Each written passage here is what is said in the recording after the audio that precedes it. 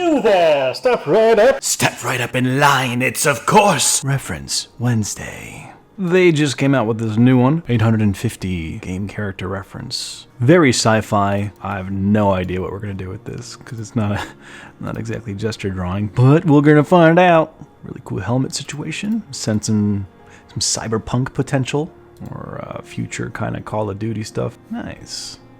Can make some really cool game covers or magazine covers or something. Of course, the link is indeed in the description as always. It never isn't in the description. I'm gonna set it to 10 minutes. The gesture drawing app is also linked in the description. New file, 8.5 by 11. Got some verticality in this one. 300 DPI. It's okay. All right, I do have my windows open. If it gets too loud, I will close the window. This reference pack has 869. Yes. 169 images. So let's go and dive in. I've yet to draw today. This will be my start. Yeah, let's kick it off with some basic side view kneeling pose. New layer. I'm gonna grab our. You know what? I've been using this brush a lot for these drawings for Reference Wednesday. We're gonna change it up. We're going round brush with opacity set to it. Back to basics. Just looking for these basic shapes for now. I could, you know, go in there and do a anatomy mannequin situation, but we're just gonna build it up like puzzle pieces. Don't worry, no tool references this time. Not yet, at least. Yeah. So what could we kind of discern from this kind of reference drawing? Well, there's a lot of detail, much more than just a human body. You have wrinkles, you have folds, you have textures, you have tension happening at certain points of the clothing. Something to look for when you're doing this is around the elbows, the knees, around the shoulders. The cloth is going to be sort of bunched up and stretched on the elbow side, but bunched up on the inside. The same thing with the knee. It's tightened over on this side, but kind of bunching up over here. I think I talked about that a little bit in my Fall Fashion Challenge video. But doesn't hurt to reiterate. You know what? I'm gonna make these shoes just huge. That's for fun.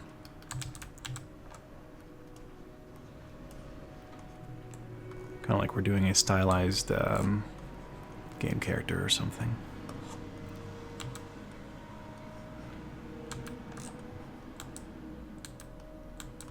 I'll probably have to close the window soon. Maybe not. Alright, so I'm now looking at this interior triangle and notice that I'm pretty off, probably because of the new size of the shoe. That's fine. We're actually going to pull this back and adjust accordingly. So some things to keep in mind if you're studying something like this is, you know, specific detail items.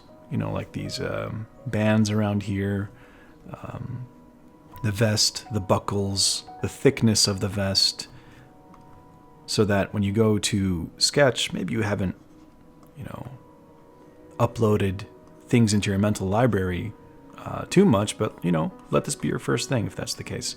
Just buckles and straps and whatever.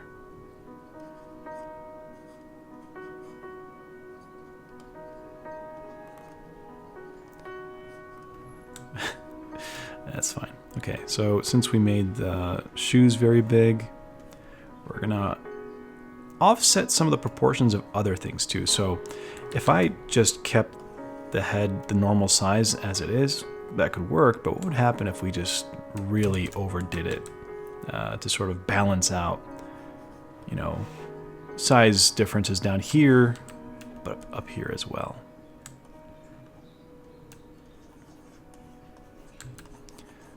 One thing I want to maintain is the balance and the weights being on the right side, because if I had drawn the helmet here, it would have been too aligned with the spine there.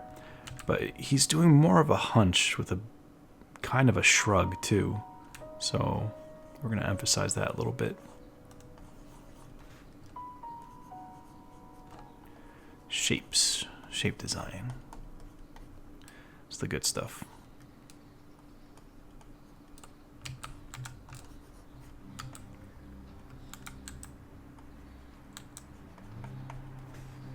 Okay, let's get that yellow stripe in there.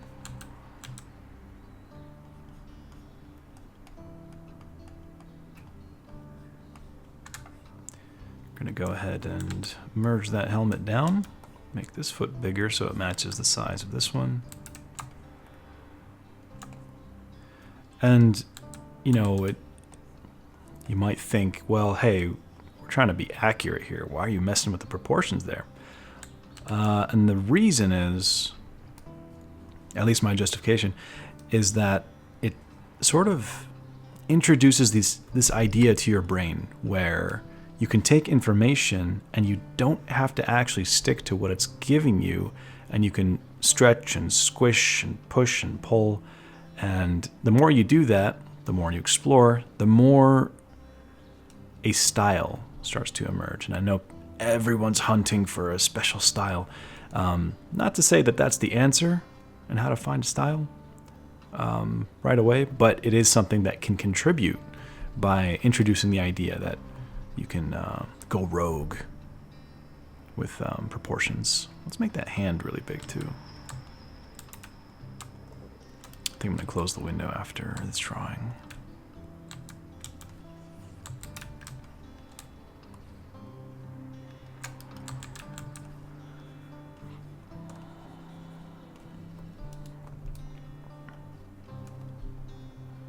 So now this is a very complex gun if we were to kind of try to start with the detail. But if instead we just start with the basic shape of it, and we notice it's just a triangle, right? So we can do a bounding box triangle and fit in the design within that by subdividing the triangle. So let's just go ahead and put a really big triangle here at somewhat of an accurate angle. And it seems to be lining up with the shoulder there, so let's make that lower.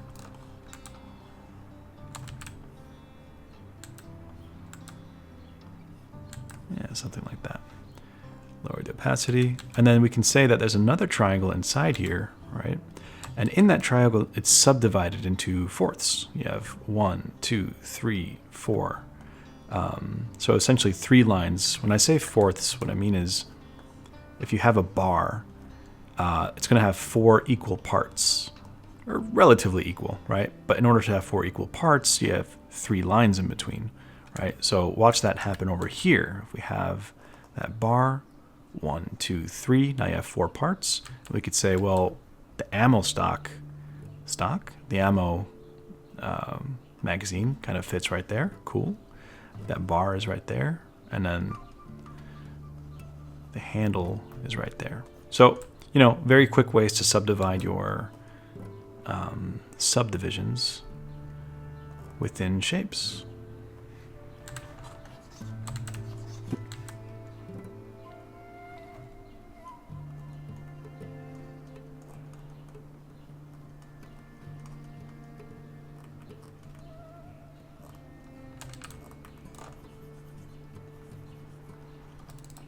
Okay, we're going to get a little bit complex here.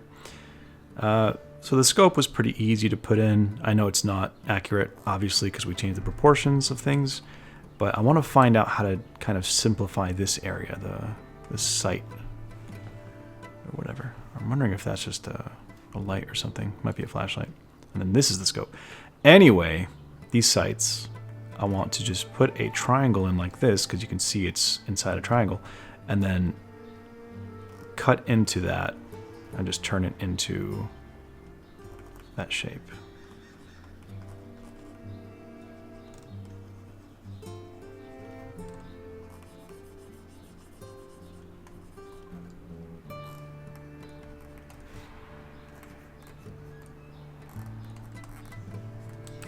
And there you go.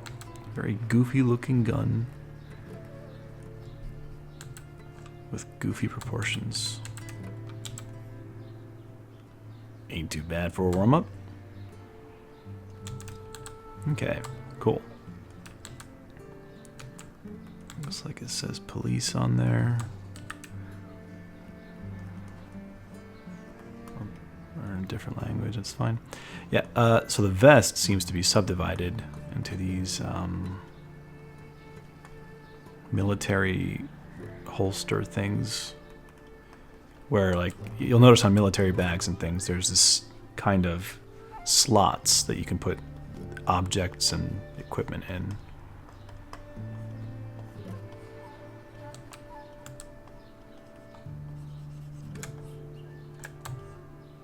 All right, our first little gun boy. Gonna go ahead and walk over and close that window.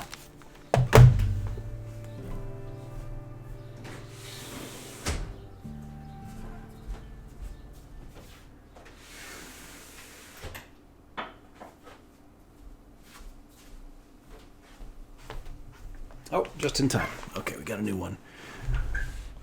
All right. Sure, we'll go with that. I'm gonna change the color to black. Excuse me? Thought I muted you. All right, cool. So how are we gonna do this? So, I mean, I'm just lazy, so I'm just gonna put that triangle in there. You see it though, right? Just right there. Easy, easy clap. Oh, another one right here? You gotta be kidding me. All right, what else we got? Oh, another one right there. Amazing. All right. Circle. Little triangle in there. Elbow. Another elbow.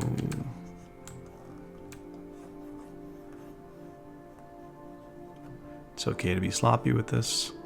I think what I'm going to do is set up a structure like this and then zoom in and try to make the detail look kind of nice there.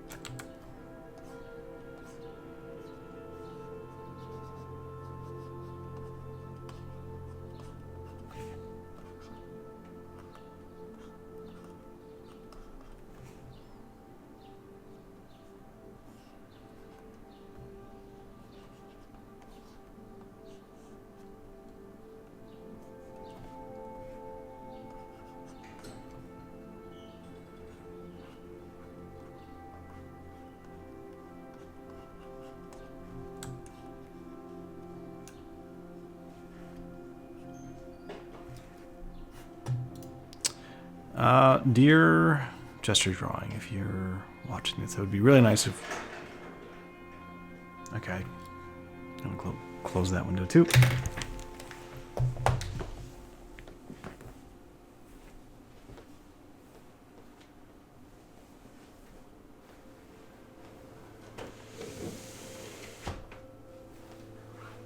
I hope you're still drawing.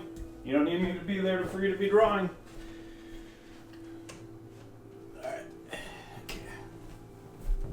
I'm back. Chill. Relax. Okay. Yeah, it'd be cool if we can zoom in on this reference. What if this way always on top? Yeah, I guess the only way to do that is just to make this bigger. Unfortunately, I could go in there and find the actual reference in the folder, but I do not have time for this. Cool. So, what I want to do is just grab some 3D shapes and build upon them.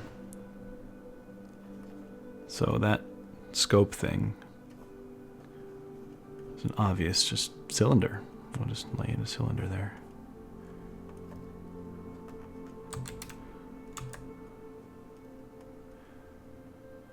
Okay, looks like there's another scope binoc situation on the helmet.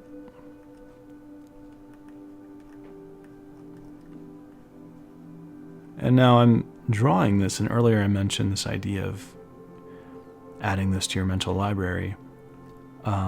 But if I was to try to redraw this tomorrow, I'd probably have a hard time remembering exactly what stuff is. But just having the idea of things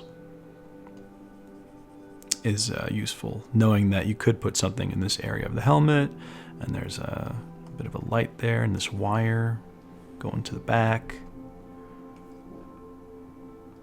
and all that fun stuff.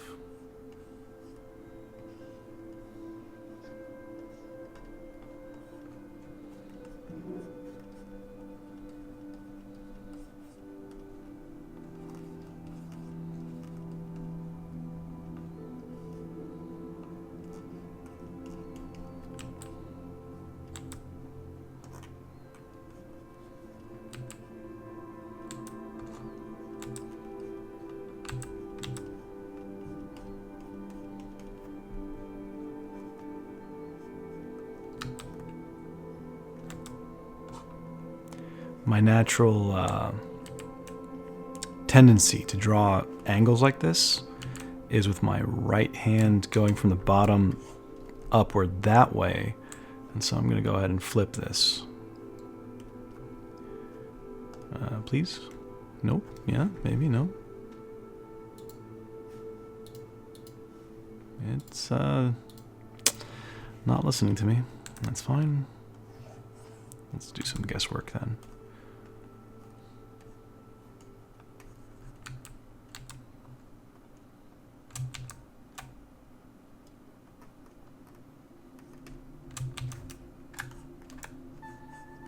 I'm going to be a bit free with the shapes here, and not be too limited with it. I think what we'll do is actually use this and try to make some artwork with it.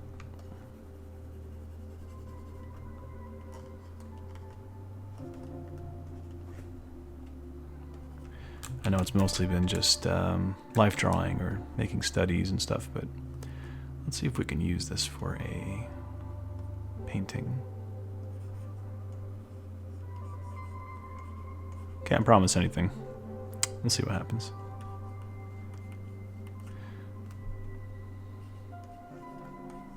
So having just said that, by the way, if I'm intending to turn this into a painting, I'm not going to get too caught up in detail with the planning phase, like with line drawing and all that.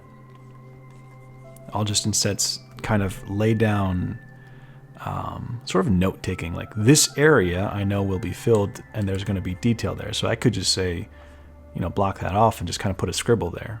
And later when I paint it, I'll know that I can zoom in and really subdivide the information. Like I personally don't like to do clean, controlled line art. I feel like that takes away from the flow and the sketchiness of the painting, and it kind of makes it rigid. So I'm going to leave it loose and also paint it loosely so that the whole thing just feels like a sketch. And you can go your whole career doing that without ever having to really rigidify your work.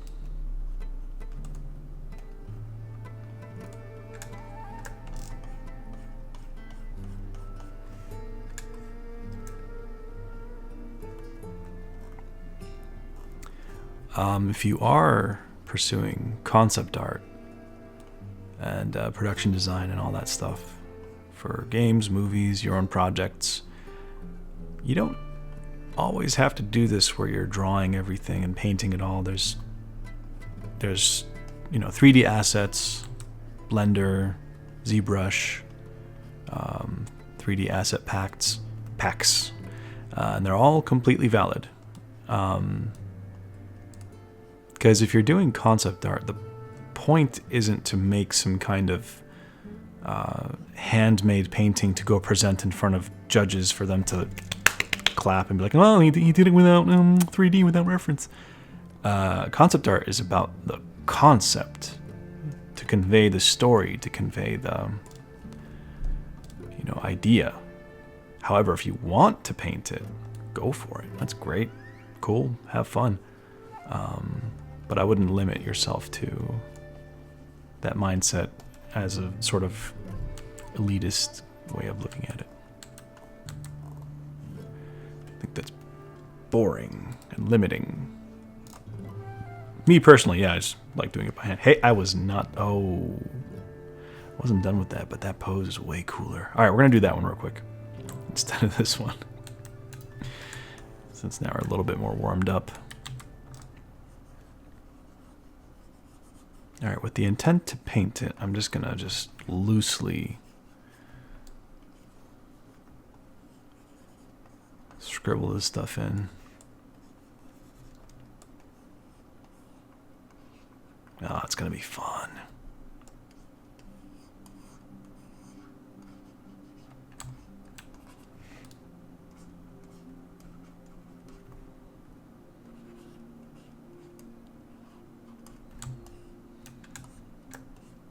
I love the symmetry happening in perspective here with these rifles. Very cool.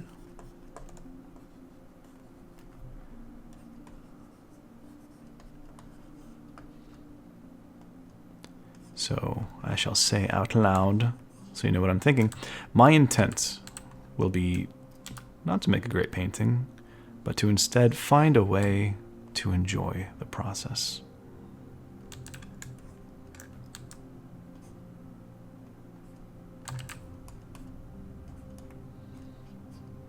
It's sort of a reminder for myself, but also a reminder for everyone else to not be so hard on themselves with whatever it is that you're doing.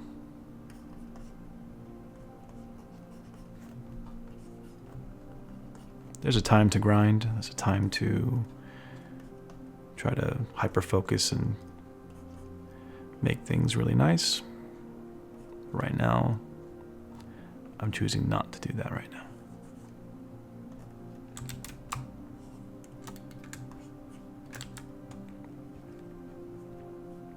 Yeah, so I don't really have to put in the detail of the antenna and the walkie-talkie just yet. I could do that with color and light later on. And just kind of, right now I'm squinting and blurring my eyes up in this area, and I just kind of take that shape and lay it in there for later. I'm not going to put unnecessary effort. That's just going to be painted anyway.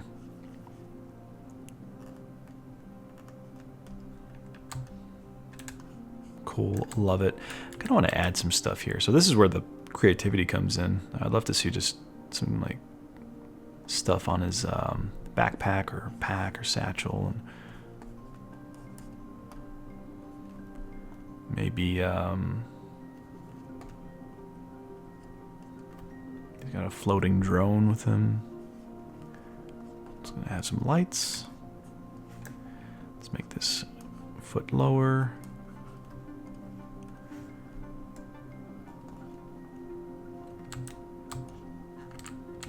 Let's make the head higher, because if you look at the reference here, there's a lot of negative space between the chin and the shoulder there, whereas for me I made it really low and not enough information between. So now we're reintroducing that negative space. Oh right, I have my coffee.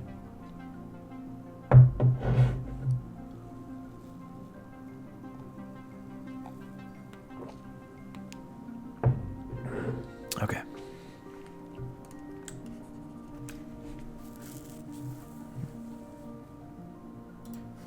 I'm gonna pause this and spend a couple minutes looking for some reference for a background idea.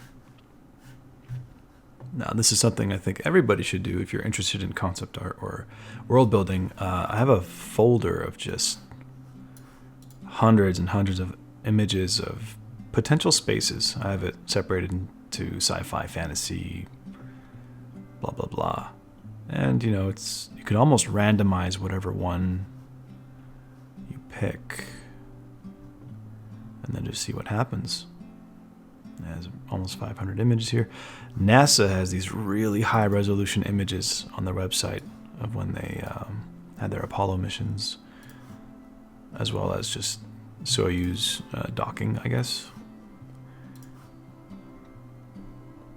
I could be wrong. Anyway, let's keep it simple, and I will go with this. There's no one right answer. I remember looking at a lot of artwork in my student years. Even to this day, I feel this way. But basically looking at people's paintings and just wondering what made them pick the locations and the stuff that they'd... You know, a lot of times it's just random. Because like for me, it was literally random for the most part. And I just saw something that caught my eye. There's no one reason why this is going to be a better choice than this or that or this. Anything will work. It's up to you as an artist to kind of interpret and gather as much skill and understanding and foundations as possible so that whatever idea you might see, you can kind of just make it work. So we're going to move the reference to the side real quick. Going to zoom out. We'll keep him centered. That's fine. We'll just treat this as a concept to kind of treat this as a sort of hero shot of this character. Real quick, let's bring this back. So the first thing I'm going to look for is the horizon line, just so I know from this angle where is the camera located. And so the reason being, it'll help me figure out where to place the environment's horizon line if I want to kind of make it feel seamless or in synchronized.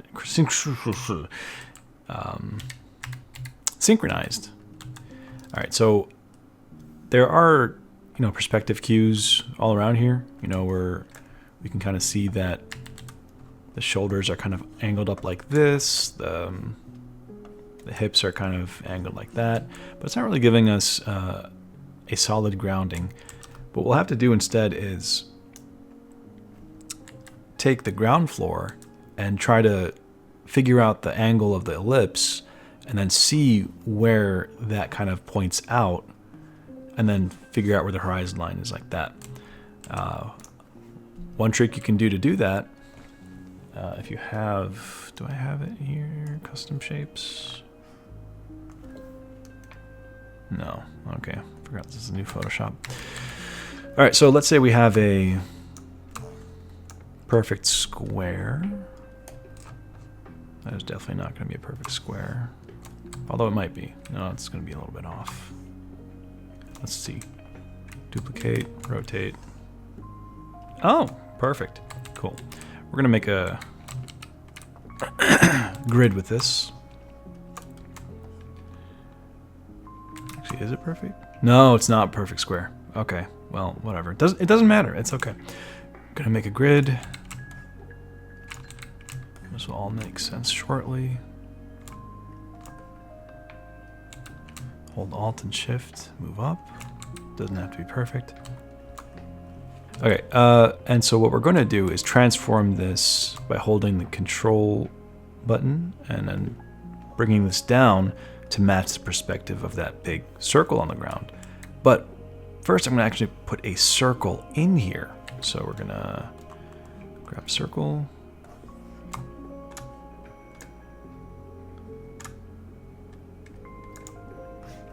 Fill it in, lower the opacity, and then we're just going to match this in perspective on that to see where these lines line up and give us our horizon line. I'm going to guess it's probably somewhere around here.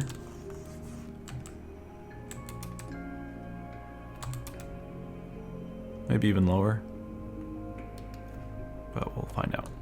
So Gonna make it smaller first. Okay, it's gonna hold control, pull this out this way. Hold control, pull out that way.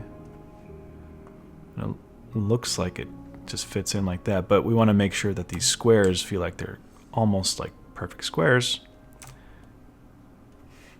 while they're on the ground, despite them not being perfect squares to begin with. That's fine.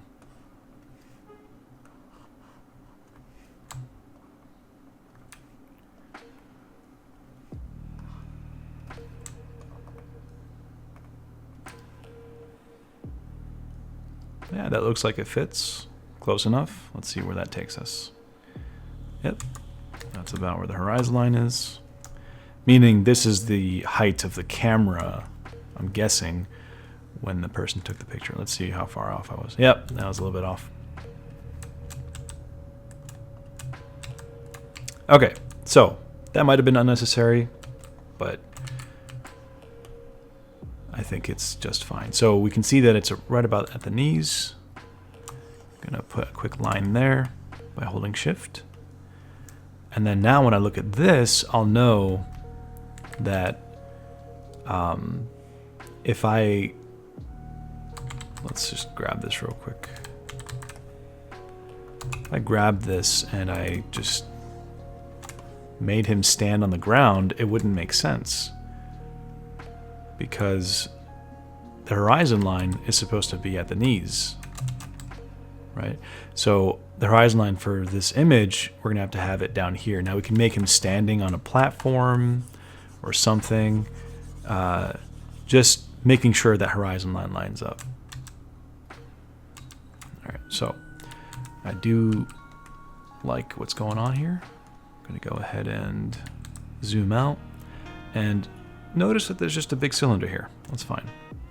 I'm gonna angle the verticals up as if there's a vanishing point up top. And just draw some ellipses. So any ellipse on the horizon line is just gonna be flat, but as we go up, we're gonna slowly start to see the underside of the ellipse. And the question is, do I want it centered?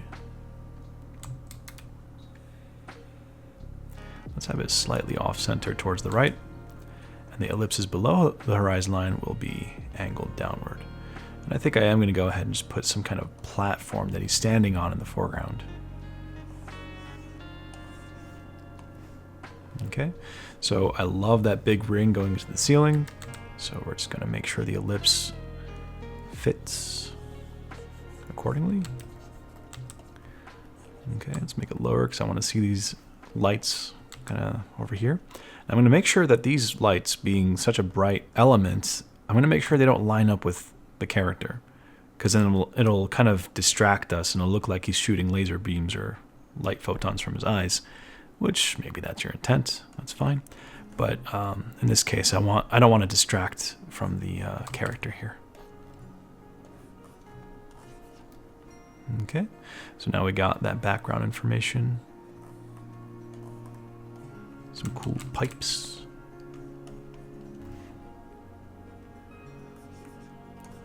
Got some railways, or railings, not railways.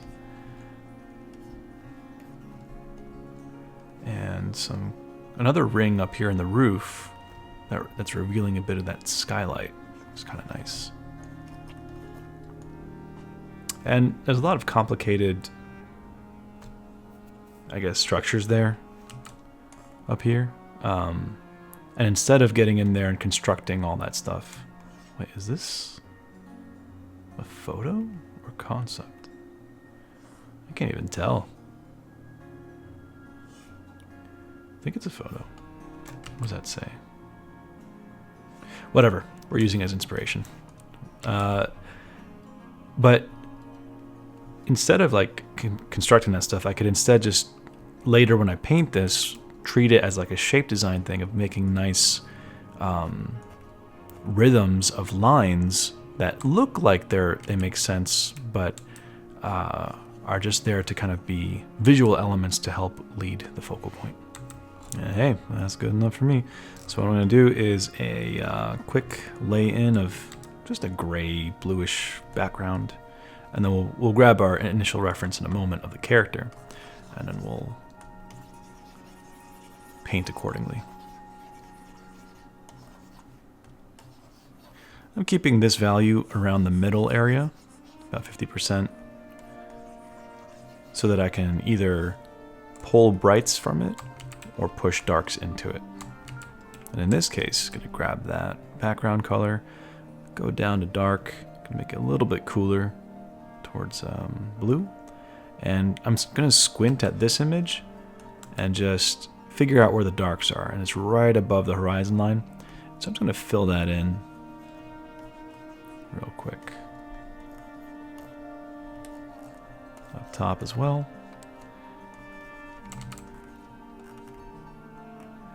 And this is just a concept, not intended to be an illustration. So it can be as loose as you want, as detailed as you want.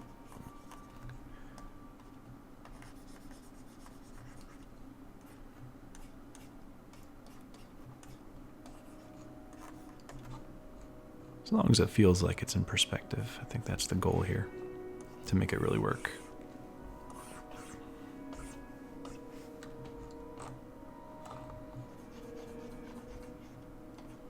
All right, I'm gonna go ahead and pull some of those brights in.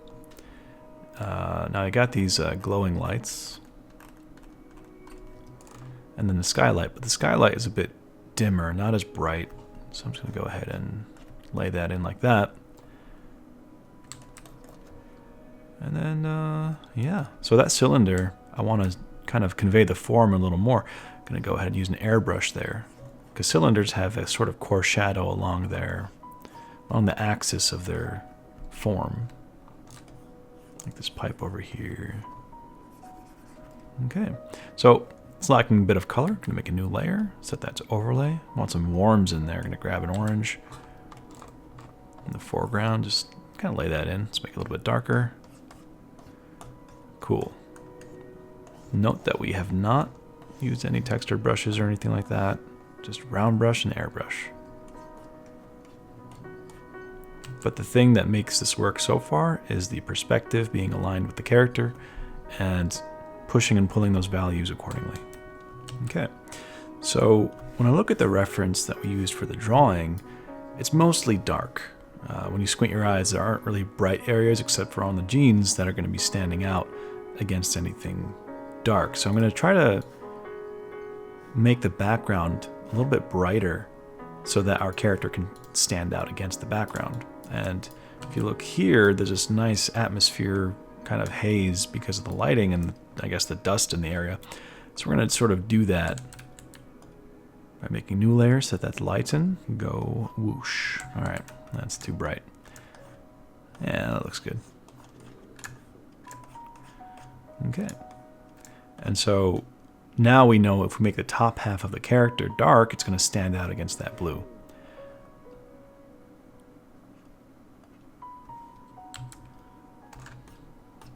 Okay. We'll be adding more details later in the background if we so choose. But right now we're just going to merge that all together. Now it's all on one layer for the background. Going to duplicate it. I want more contrast in certain areas. So on this duplicated version, Control L levels, let's pull that to the right a little bit. Boom, really dark. Cool. Hold Alt. I'm going to press the mask button over here. I'm going to paint in some darkness into our souls. Just kidding. LOL. I'm laughing. Yeah, cool.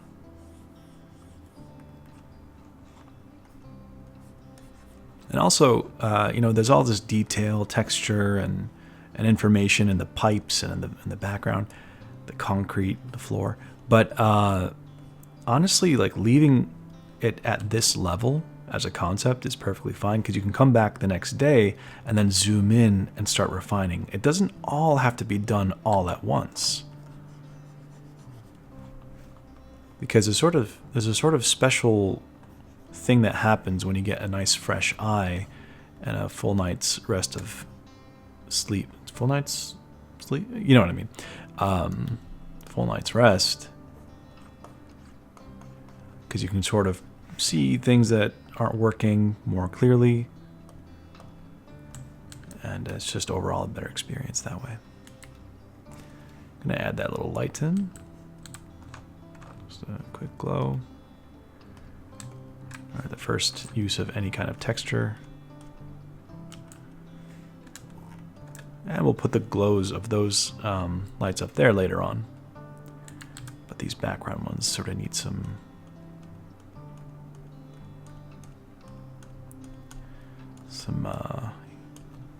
presence. I don't like the shape of that.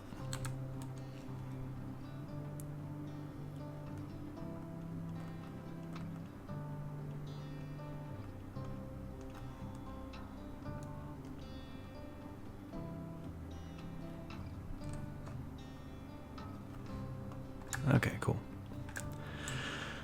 Now the fun stuff. We're going to get this character back in here. It's okay if there's a paused word there. We don't need that information just yet. I'm going to actually turn this off real quick. I'm going to make a layer, fill that in with the mask that we can change later. It doesn't matter what color right now. I'm going to use this brush very loosely. It doesn't matter if it's this brush or a solid brush. And I could just use the lasso tool, but I don't feel like it. I'm going to keep the proportions nice and stylized. For this part, I am going to use the lasso tool. I'm going to be pretty specific with the shoe shape there.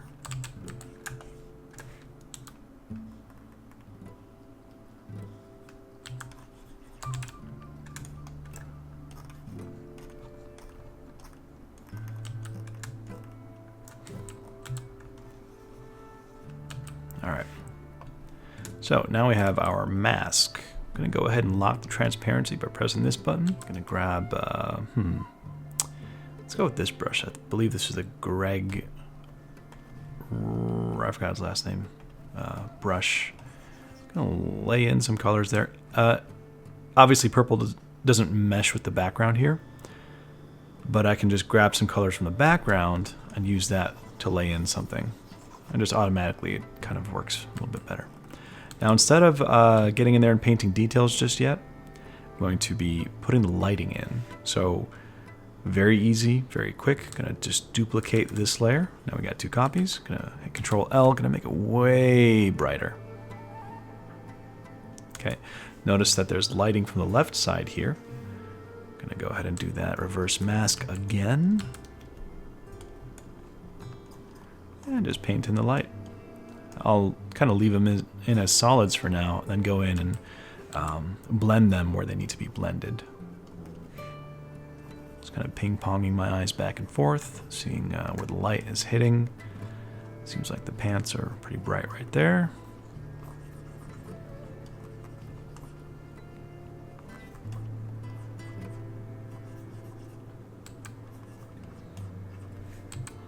And we do have this new information of this canister that I added, so I'm going to add some light to that cylinder.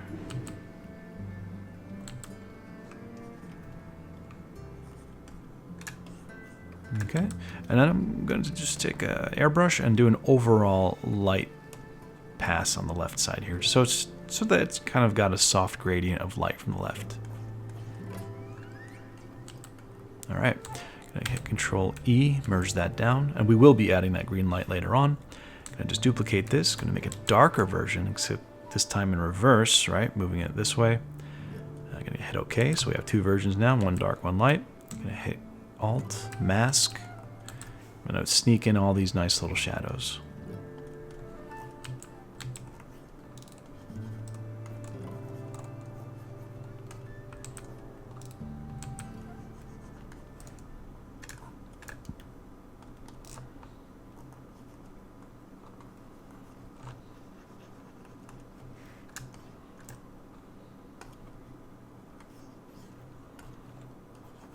Reminding myself that the purpose of this is to have fun, not to worry about being in the state of mind where I'm trying to make it, oh, the perfect ArtStation piece so that it goes viral and get lots of likes. No.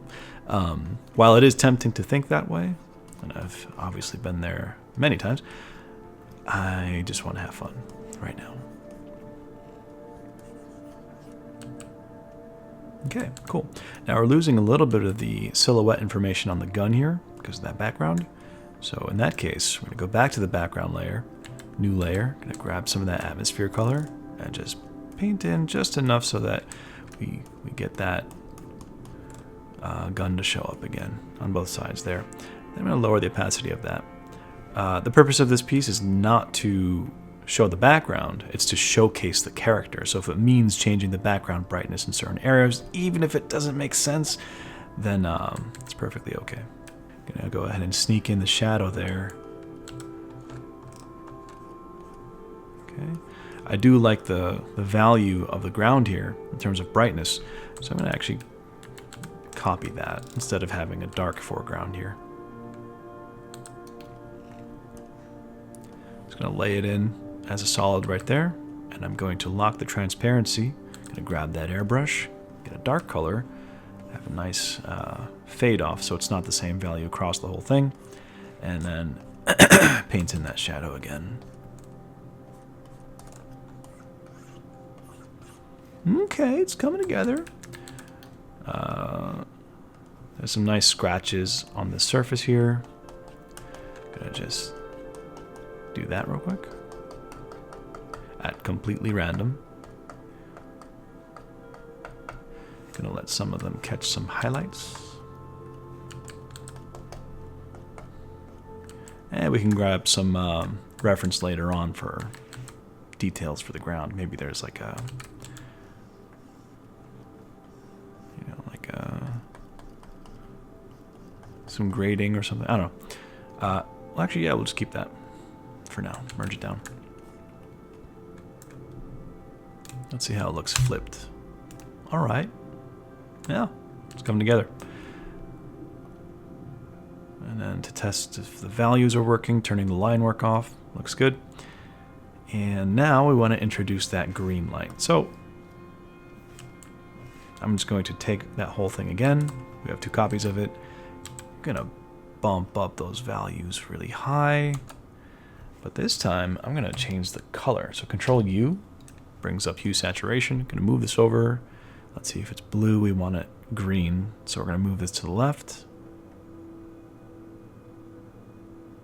Maybe increase the saturation a little bit. And press OK. Use a mask. And go ahead and paint it in there. I am using the textured brush at this point. Pretty much any polygon that's facing the right side of his form is going to be receiving that green light. So just painting it like so should give you that effect of dimensionality of multiple lights on a single object.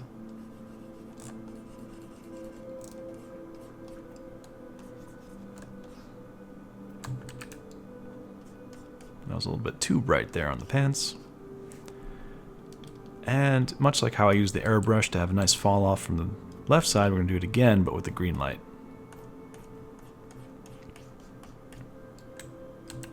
Alright, it's coming together. I forgot we have a little floating droid there. That's fine. We'll get to it later.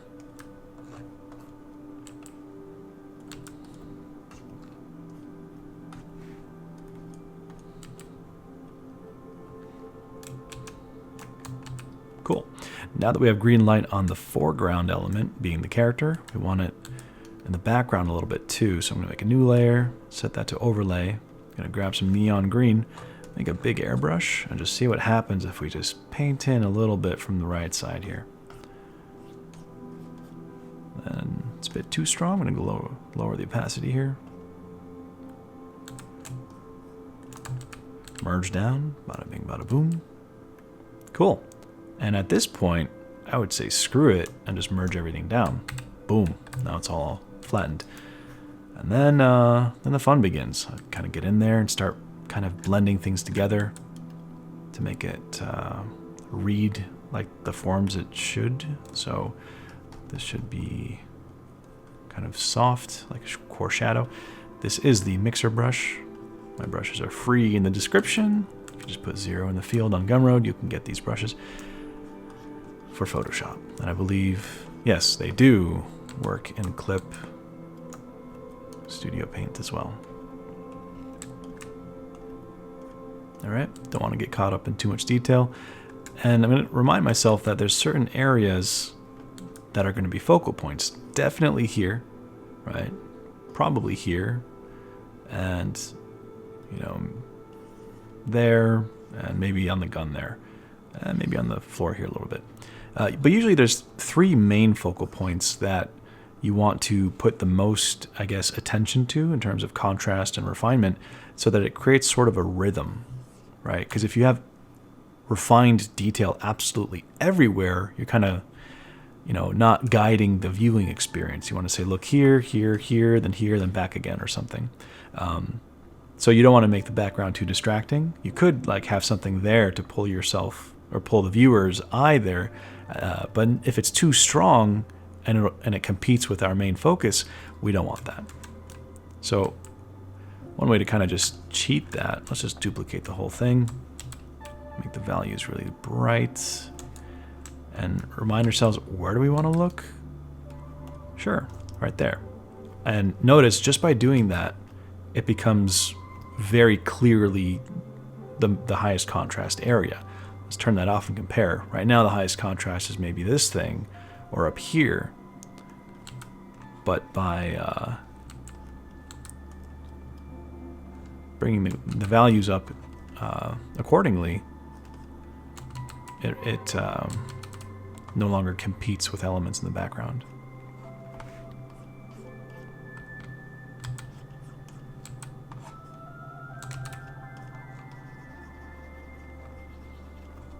So a lot of painting is going to be problem solved mostly with values, especially at first. Values meaning darks and lights. If your values are not working for you, your colors absolutely will not save the day. You got to get your values in place. Everything else should fall into place after.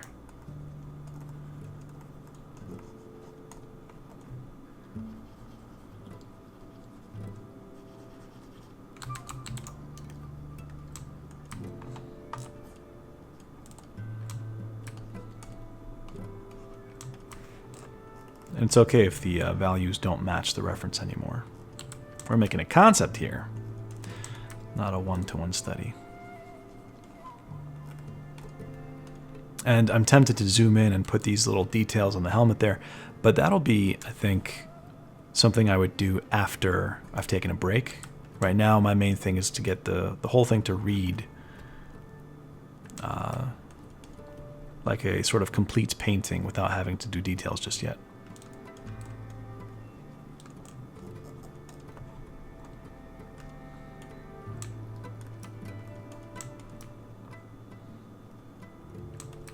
And since everything is sort of in place and all I have to do is paint, I can kind of just turn my brain off and let everything be a fun, therapeutic painting experience. Easier said than done, obviously. Takes a lot of, I guess, practice and foundation and skill building to do that. And don't worry if you're not there yet. It takes time.